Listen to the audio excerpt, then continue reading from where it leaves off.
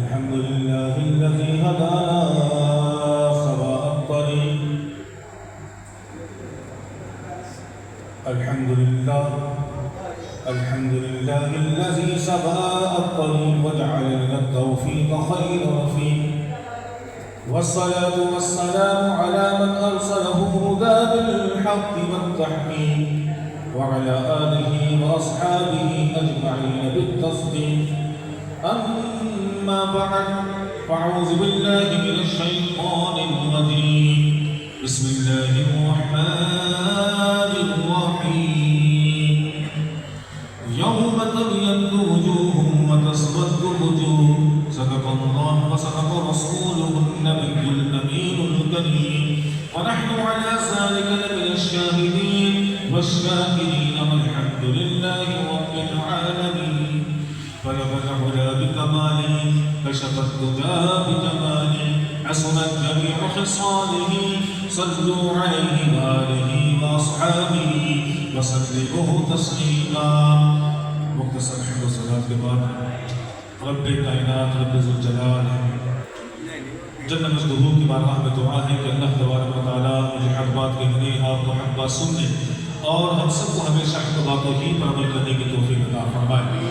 شہنشاہ سلسلہ قادریہ قطب زمان غوث الزمان قلندر دوران قدوۃ السالکین زبدۃ العارفین سیف الکلام حضور سیدنا سندنا مرشدنا مولانا ملجانا ظفرنا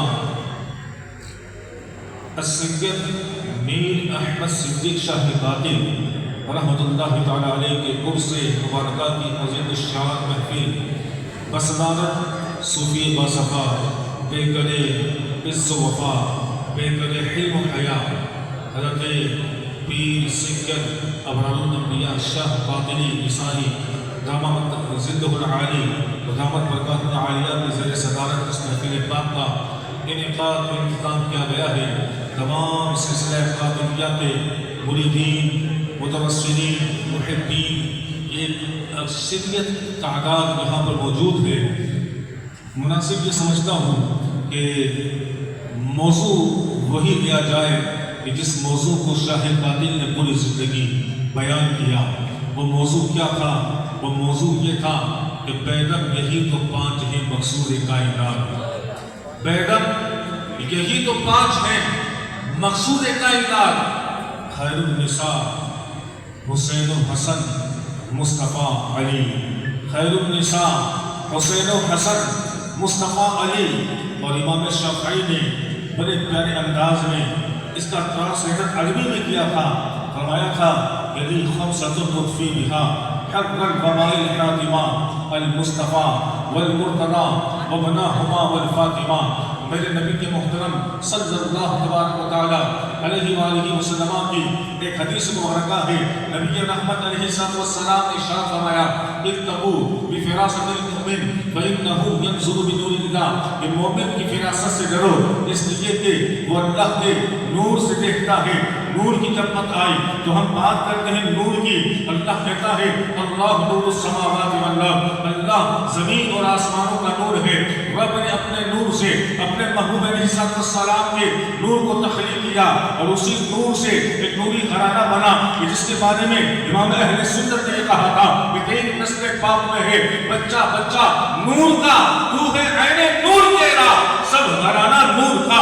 اللہ اکبر. فرمایا کہ مومن کی فراست سے ڈرو اس لیے کہ وہ اللہ کے نور سے دیکھتا ہے. اب میں کہنا چاہتا ہوں کہ اللہ کے نور سے دیکھنے سے کیا مراد ہے؟ ایک تو الٹرا ساؤنڈ ہے، ایک سی سی ہے.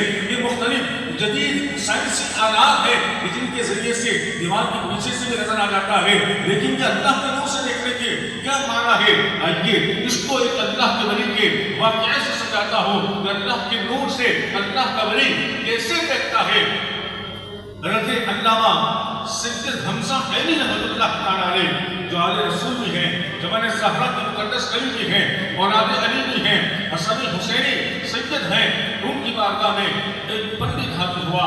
وہ کہا کہ میں نے سنا ہے کہ مسلمانوں کے نبی نے کہا ہے کہ تقدیر حق ہے اور رب نے جو چیز جس کے مقدر میں جیسی لکھی ہے ویسی ہونی ہے. میرے ہاتھ میں یہ چاول کے دانے ہیں آپ یہ بتائیں کہ یہ چاول کے دانے کس کا مقدر ہے؟ آپ نے فرمایا کہ مٹھی کھول. اس نے مٹھی کھولی.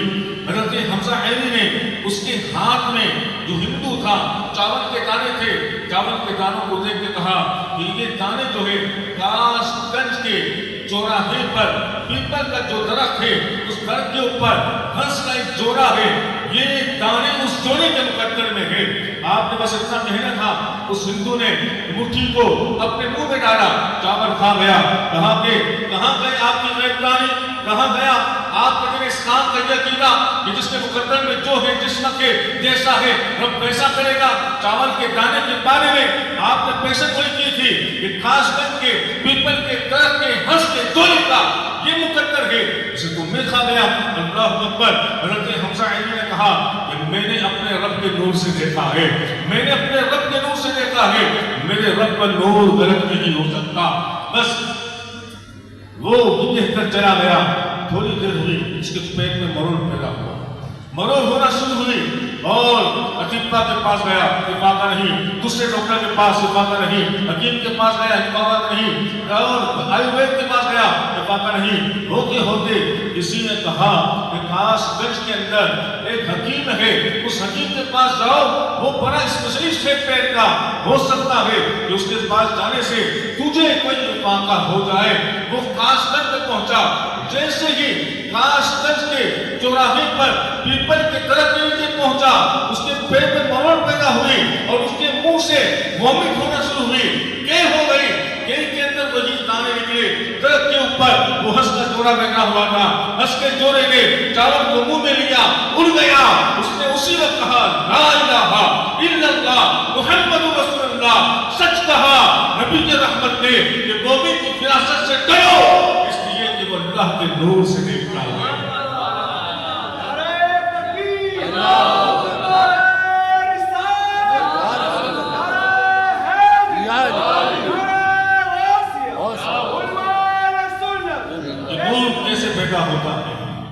یہ نور کیسے پیدا ہوتا ہے؟ یہ نور ادب سے پیدا ہوتا ہے، یہ نور عشق سے پیدا ہوتا ہے. تصوف کی 2000 تعریفات ہیں. کتنی تعریفات ہیں؟ 2000. صوفی کی سب سے آسان تعریفیں ہیں.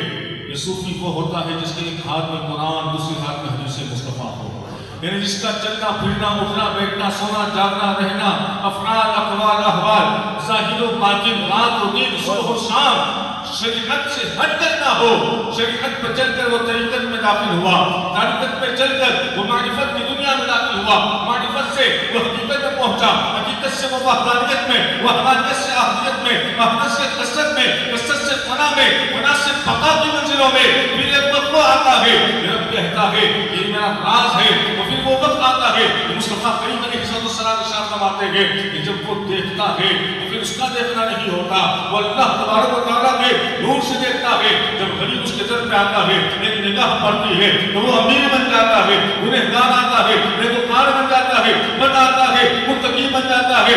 اگر وہ نحوست لے کر آتا ہے تو خیر و برکت لے کے جاتا ہے.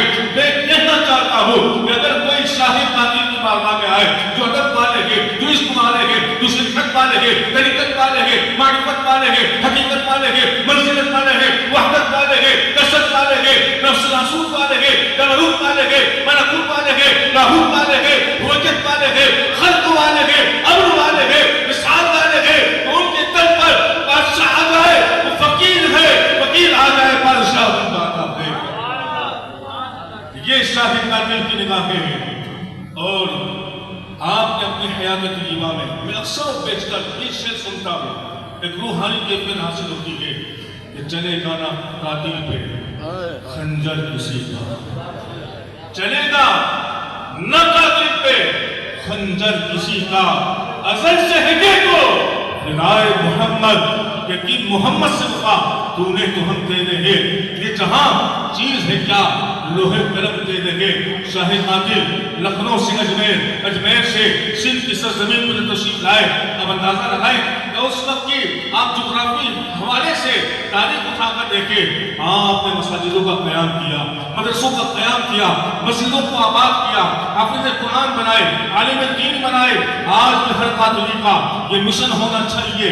آج بھی ہر قاتلی کا یہ اب بڑے عزم ہونا چاہیے کہ ہمیں مسجدیں بھی آباد کرنی ہے، ہمیں دین کا کام بھی کرنا ہے، ختم نبوت میں پہرا بھی دینا ہے، ناموس رسالت پہ پہرا بھی دینا ہے، سیدہ زہرا پاک سے وفا بھی کرنی ہے، حسن کے پھول کی خوشبو کو بھی اپنے دامن میں سمجھنا ہے، حسینی پھول کی چٹک کو، لہب کو، مہک کو اپنے روح سے مسمہ کرنا ہے۔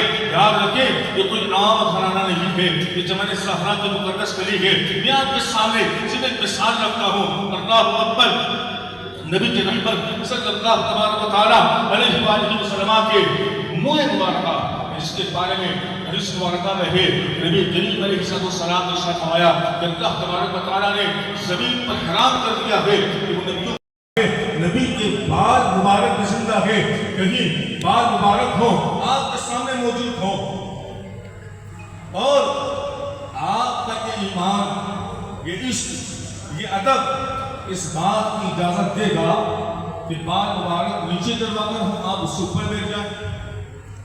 آپ کا ایمان اس بات کی گواہی دے گا، اجازت دے گا کہ نبی کی رحمت صلی اللہ علیہ وسلم سے منسوب کوئی چیز نیچے جل اگر ہو اور آپ اونچے ہو جائے تو پھر کیا ادب کے تقاضے آپ ہم پورے کرتے ہیں کہ آل رسول سید زادہ حسنی شہزادہ حسینی شہزادہ زمین پر بیٹھا ہوا ہو اور پھر اس سے اوپر ہم بیٹھے، وہ تو بال مبارک ہے، یہ تو وہ سجد ہے کہ جس کے رگوں میں مصطفیٰ کریم علیہ السلام کا خون مبارک ہے۔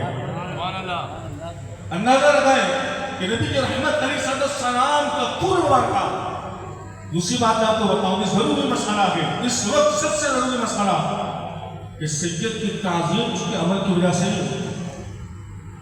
سید کی تعظیم اس لیے نہیں کی جاتی کہ وہ متقی ہے، وہ نماز پڑھتا ہے، وہ روزے رکھتا ہے، وہ زکات دیتا ہے، وہ حج کرتا ہے، وہ تقویٰ کے معیار پر پورا اترتا ہے، اس لیے سید کی تعظیم ہے۔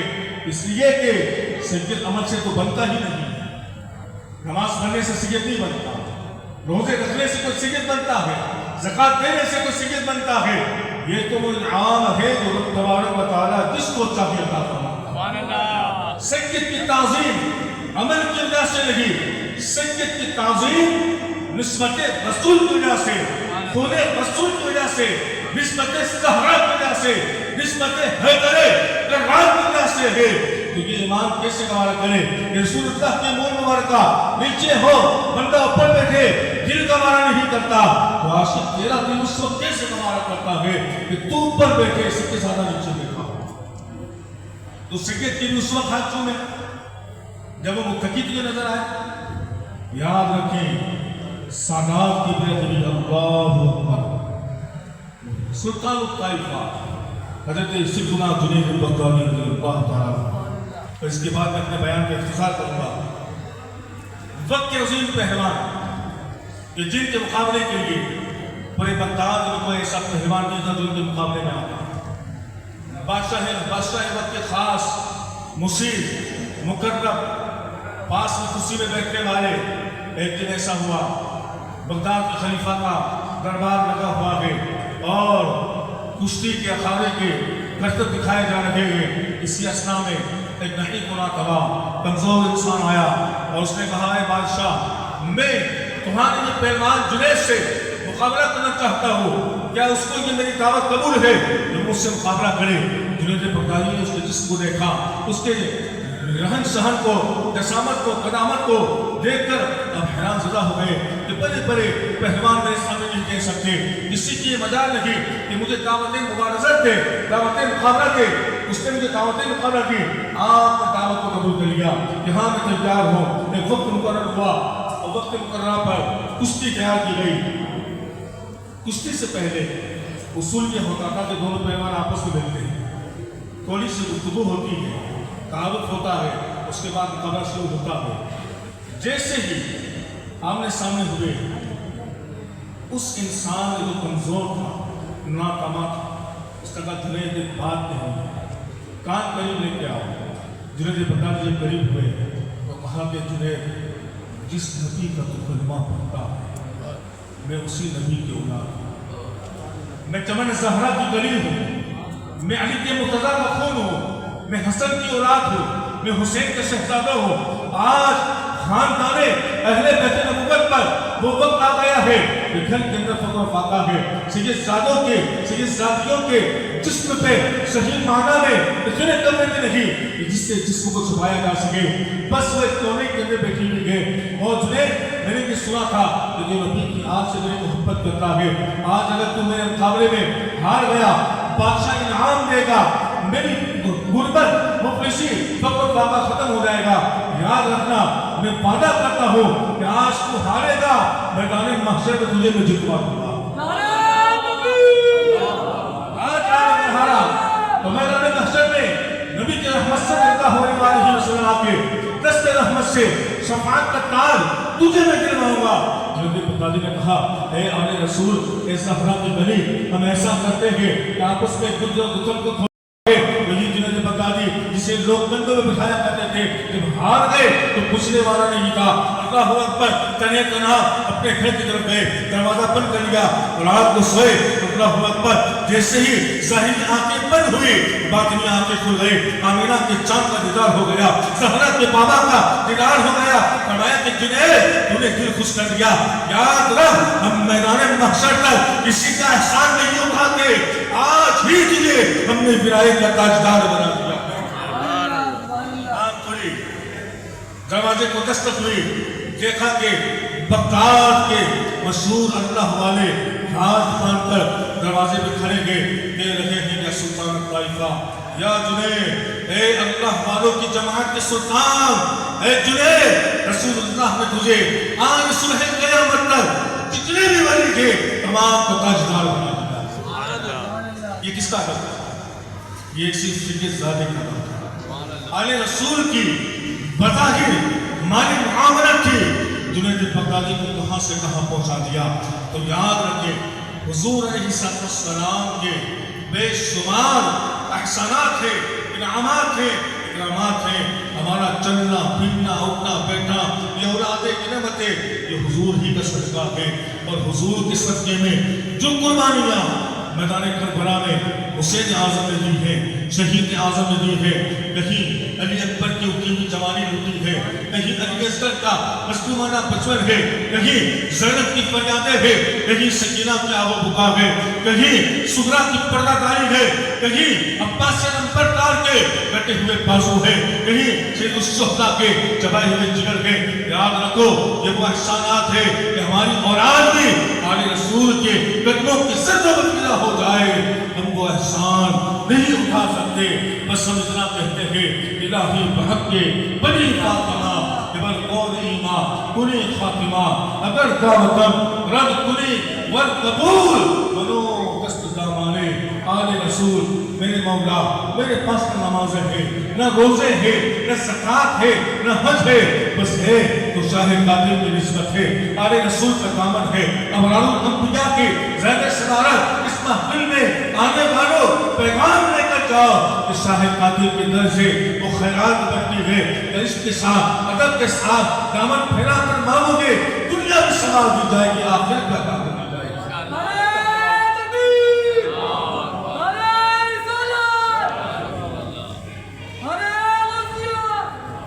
میں اکثر و بیشتر بچپن سے ایک شعر سنتا چلا رہا تھا. مجھے پھر شاہ صاحب کے زمانے پتا چلا کہ شعر کس کا ہے.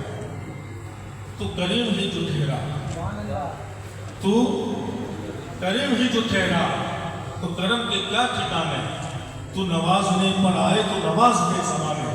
میں اکثر یہ شعر کو مراد رہتا تھا, مجھے پتا نہیں کس کا شعر ہے. بعد میں مجھے پتا چلا کہ یہ شعر حضور شاہ قادر رحمۃ اللہ تعالیٰ ہے. اتنا بہترین شاعر, علم العروض کے اندر 19 بہنیں, کتنی بہنیں؟ 19 بہنیں. بہن سالم, بہن مترالی, بہن وافر, بہن رمل, مختلف بہنیں, الگ الگ اوزان, سبب, وطن, فاصلہ, مفروغ, لفیق, مقرون, الگ الگ قسمیں.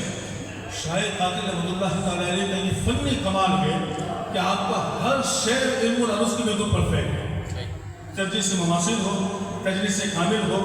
علم العروض ایک ایک قوافی, ربی, مقطع, حسن مقطع, ربی, تمام چیزوں کو دیکھے تو ایسا لگتا ہے کہ اللہ تبارک و تعالیٰ نے علم شاعری میں جو فن آپ کو عطا فرمایا, آپ کے مقابل ایسا فرق کسی اور کے اندر نظر نہیں آتا. اسی طریقے سے درس نظامی کے اندر علمی حوالے سے شاہ قاتل رحمۃ اللہ تعالیٰ علیہ کی وہ جلالت تھی کہ بڑے بڑے علماء جب کسی مسئلہ میں الجھ جاتے تو اپنے مسئلے کو سلجھانے کے لیے شاہ قاتل رحمۃ اللہ تعالیٰ علیہ کی بارگاہ میں رجوع ہوتے اور آپ بچستہ ان مسائل کو ایسے حل کرتے جیسا کہ آپ کی نگاہوں کے سامنے ابھی وہ مسئلہ ہو رہا. یہ آپ کا علمی و فنی کمال تھا جو اللہ تبارک و تعالیٰ نے اپنے بڑے کامل کو عطا فرمائی تھی. دوسری خصوصیت آپ نے اس بات کی گواہی سلسلہ کے لوگ دیں گے کہ آپ کے در پر ایسا نہیں تھا کہ امیروں کے لیے در کھلے رہتے, غریبوں کے لیے در رہتے بند رہتے. آپ کی بارگاہ میں غریب کو امیر سے زیادہ عزت عطا کی جاتی, اس کی حوصلہ افزائی کی جاتی, مرید کی جیبیں خالی نہیں کی جاتی. مرید آپ کے در سے اپنی جیبوں کو بھر کے لے جاتے. آپ کے در بالا سے کتنے ایسے گھر تھے جو شاہ قاتل رحمۃ اللہ تعالیٰ علیہ کے فیض سے چلتے تھے اور صرف مخصوص حضرات کو پتا تھا کہ شاہ قاتل کی بدولت ان کے گھر چلتے ہیں. ہم زمانے میں بتائیں کہ کون ایسا پیر ہے جو مریدوں پہ خرچ کرتا ہو, جو مسجدوں کو آباد کرتا ہو, جو مدرسوں میں کام کرتا ہو, جو علم حوالے سے پاورفل ہو اور ہر کام اللہ و رسول کی ذاتی شریعت کی پابندی طریقت کے اندر وہ باریک بینی اللہ تبارک و تعالیٰ نے عطا فرمائی. ایسی باریک بینی دور دور تک نگاہ نہیں جاتی. آپ سے میں اندازہ لگائیں ہم جس بارگاہ میں بیٹھے ہوئے ہیں کہ حضور سیدنا قطب علم شاہ بخاری سیدنا الفقہاء قطب علم شاہ بخاری رحمۃ اللہ تعالیٰ علیہ کی بارگاہ, شہر کراچی کے کتب, شہر کراچی کے سورہ مزمل کے سب سے بڑے عالم, سورہ مزمل کے اس وقت کے سورہ مزمل کے اندر سب سے بڑا جو عامل ہے حضور سیدی قطب عالم شاہ رحمۃ اللہ تعالیٰ علیہ کے ساتھ. علم عملیات کے اندر سورہ مزمل کے عامل کی خصوصیت یہ ہے کہ جب وہ اس لفظ کو پڑھتا ہے یا ایھا المزمل, اے چادر اوڑھنے والے, قم اللیل الا قلیلا, کہ رات کو قیام کیجیے لیکن مختصر, نصفہ او انقص منہ قلیلا, آدھی رات کو اس سے کچھ کم کر لیجیے. فرمایا کہ جب وہ عامل اس عبارت کو پڑھتا ہے تو اللہ تبارک و تعالیٰ نبی کے رحمت صلی اللہ علیہ وآلہ وسلم کی صفت مزملیت کے وہ انوار عامل پر اور اس جگہ پر جہاں وہ تلاوت کی جاتی ہے اس طرح نازل کرتا ہے کہ اس دوران میں اگر کوئی پریشان حال آ جائے تو سورہ مزمل میں جو نبی کریم علیہ السلام کے اسماء مبارکہ مزمل قم اللیل الا قلیلا, یہ جو الفاظ ہیں ان کی تکرار سے وہ چیزیں دور ہو جاتی ہیں. اور اندازہ لگائے جو عامل شراکت عامل ہو, عالم رسول ہو, شہر کراچی کا کتب ہو, اس نے اپنے پہلو میں ایک ایسی ہستی کو رکھا ہوا ہے کہ جو ہستی شاہد قاتل ہے وہ یہ کہنا چاہتا ہے, شہر کراچی کا کتب یہ بتانا چاہتا ہے کہ میں مصطفیٰ کریم علیہ السلام کے صفت مزملیت کا ممثل ہوں کہ میرے دل پہ آنے والا خالی نہیں جاتا, اسی طرح سے شاہد قاتل کے در پہ بھی آنے والا کبھی خالی نہیں جائے گا. یعنی عالم شاہ نے اپنے رب کی بارگاہ سے یہ عرض کی ہوگی, یہ کہا ہوگا کہ میرے مولا یہ شاہ قاتل کو وہ جگہ دینا کہ میں شاہ قاتل کا دیدار کر سکوں, شاہ قاتل میرا دیدار کر سکوں. میں کتب کے ساتھ جو کھڑا ہوگا دربار ہو اور دربار کے اندر بادشاہ ہو, وزیر ہو, سلطنت چلانے والے ہو تو دربار میں اس کا ہونا ضروری ہے یا نہیں ہے. شہر کراچی کا انتظام عالم شاہ کے روحانی گورنر کے ہاتھ میں ہے, تو روحانی گورنر کے پاس میں تو کوئی ایسا پاورفل بندہ ہو جو یہ تمام انتظامات چلائے. وہ انتظامات چلانے والی ہستی کا نام کیا ہے؟ حضور سیدنا میر احمد صدیق شاہ قاتل رحمۃ اللہ تعالیٰ علیہ. آج اس محفل کے اندر آنے والے تمام قاتلیوں کو اس سے شاہ قاتل مبارک ہو. شاہ قاتل کی نسبتوں پہ ناز کرنے والوں, حقیقتاً میں تم ناز کرنے کے کامل ہو کہ اللہ تبارک و تعالیٰ نے جو پیر دیا ہے وہ پیر شاہ قادر ہے. شاہ قادر غوث اعظم کا نور نظر ہے, علی کا دل پر ہے, زہرا کا پسر ہے. شاہ قادر معرفت سے آشنا ہے. شاہ قادر طریقت کے راز جاننے والا ہے. شاہ قادر شکایت بچنے والا ہے. شاہ قادر رب سے ملانے والا ہے. شاہ قادر میدان محشر میں بخشوانے والا ہے.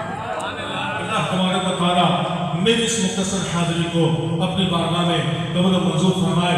ایک مختصر سا اعلان اللہ تبارک و تعالیٰ کے کرم سے شاہ قادر کے فیض سے اور قبلہ سیدی حضور ابرار الانبیاء شاہ صاحب دامن برکات العالیہ زد علمہ کے فیضان سے الحمدللہ وہ مشن جو شاہ قادر نے عطا فرمایا تھا, الحمدللہ ان کے انتظام میں, ان کی دعاؤں کے وسیلے سے, ان کی صدارت کے اندر مدرسہ فیضان عبداللہ شاہ صحابی بلدیہ ٹاؤن کے اندر الحمدللہ ہم نے کھولا ہوا ہے, جہاں پر فی سبیل اللہ بچیوں کے لیے مہندی, سلائی, parlour, cooking course, art course, شریعت کورس, حجامہ کورس, یہ تمام کورس الحمدللہ 125 خواتین و بچیاں وہاں پر فی سبیل اللہ کام کر رہی ہے. کہ تمام ہمارے ابرار شاہ صاحب کی کرم نوازیاں ہیں, ان کی دعائیں ہیں, ان کی نگاہ عنایت ہے.